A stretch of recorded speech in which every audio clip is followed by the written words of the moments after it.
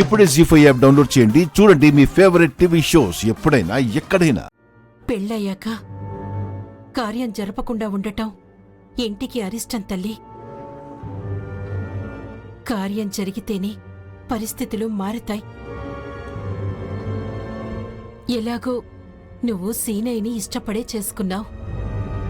ఈ కార్యం అయిపోతే సమస్యలు కూడా తీరిపోతాయమ్మా. ఒక్క నిమిషం.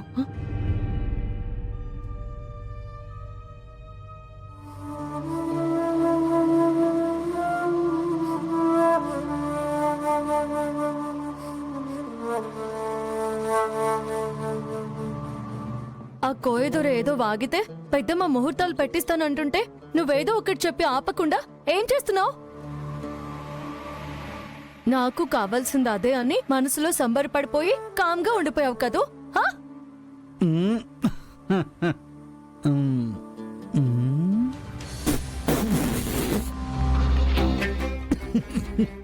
రెప్పించడా, అదే నీ భయం. దీని గురించి ఇంత ఆలోచిస్తున్నావు. నేనింకా ఏదేదో అనుకుంటున్నా. అలా ఏం ఉండదు నాన్న. అలా అనుకోవడానికి లేదు నాన్న. ఆద్య గురించి నాకు బాగా తెలుసు. వాళ్ళ నాన్న తిరిగి వచ్చే వరకు శోభనం వాయిదా వేస్తుంది. వాళ్ళ నాన్న నువ్వు చంపావా? అయ్యో లేదు నాన్న, నేనెందుకు చంపుతాను? మరెందుకురా నీకు భయం? సపోజ్ వాళ్ళ నాన్న తిరిగి రాకపోతే నీ బతుకు గ్రాండ్ గా ఓపెనింగ్ అయ్యి షూటింగ్ ఆగిపోయిన సినిమాలు అయిపోతారా నీ బతుకు? అవును నాన్న. నాన్న అలా జరగకూడదురా. మరి ఏం చేయను నాన్న? తను ఓకే అంటే ఓకే, ఓకే అనకపోతే మాత్రం నువ్వే ఏదో ఒకటి చేసి ఆ శోభన కార్యక్రమం కానిచ్చే.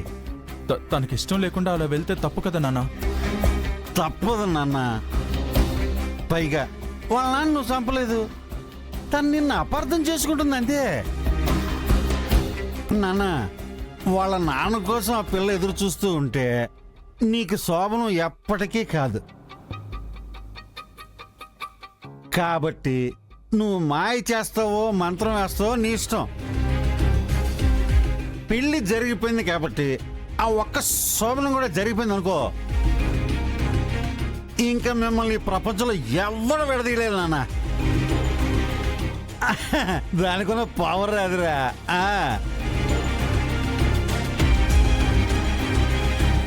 ఇదిగో అలా కాదు, నీ ఛాన్స్ నువ్వు వదులుకున్నావా ఇంక నీకు జీవితకాలంలో శోభన ఉండదు.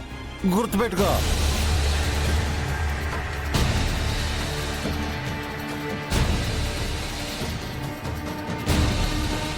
అంతే.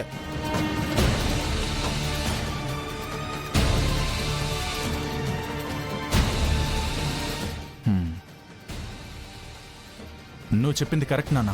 అదే నువ్వు చెప్పినట్టే చేస్తా. విజృంభించారా, సుఖీభవ. అంతే.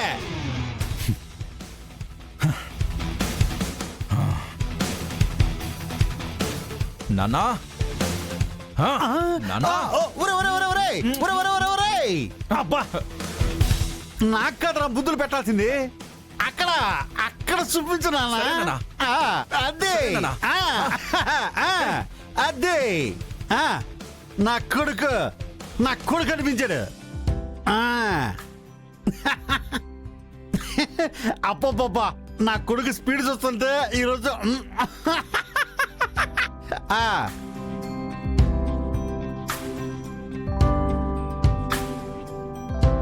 ఆద్య రా.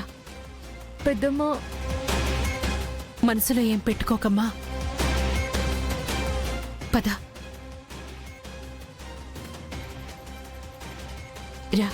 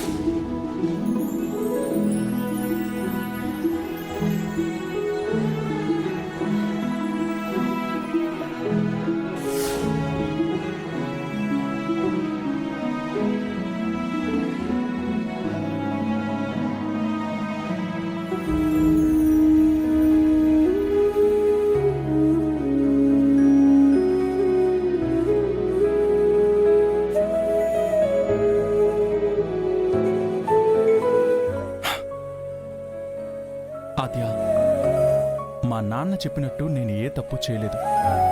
నువ్వనుకున్నట్టు నేను మీ నాన్నని నదిలోకి తోయలేదు. కానీ మీ నాన్న కారణంగా ముందు నన్ను వద్దనుకున్నావు. రామలక్ష్మి కారణంగా బలవంతంగా నన్ను పెళ్లి చేసుకున్నావు. కాబట్టి ఈ శోభనాన్ని నువ్వు అవాయిడ్ చేయడానికే చూస్తావు. రేపొద్దున రామ శౌర్య కలిసిపోతే హ, మన పరిస్థితి ఏంటి ఆద్య?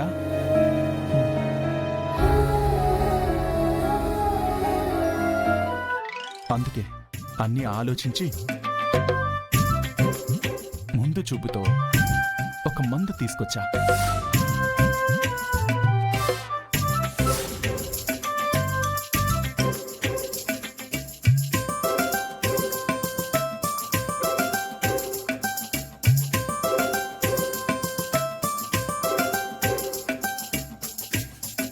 ఒకటి,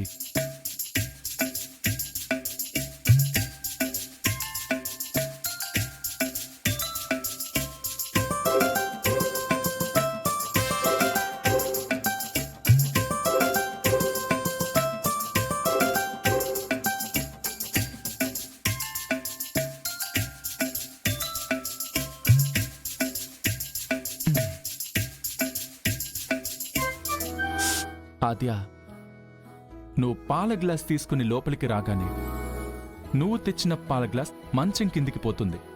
నేను మంచం కింద ఉంచిన పాల గ్లాస్ స్టూల్ పైకి వస్తుంది. దాన్ని మెల్లగా నీతో తాకించేస్తా. ఆ తర్వాత నాతో దూరంగా ఉంటున్న నువ్వు నాకు దగ్గరగా వస్తావు. ఆ తర్వాత టచ్చింగ్లు, కిచ్చింగ్లు, సాంగ్లు, లైట్స్ ఆఫ్లు, అంతే. కట్ చేస్తే నెల తిరిగేసరికి నువ్వు క్యారింగ్లు, 9 months తిరిగేసరికి మన పాప క్యార్ మనడాలు. అబ్బబ్బబ్బబ్బా!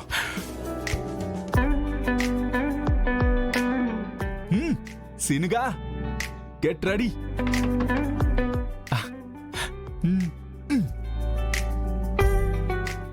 జీ5 యాప్ డౌన్లోడ్ చేసి అన్ని ఎపిసోడ్స్ పూర్తి ఉచితంగా చూడండి.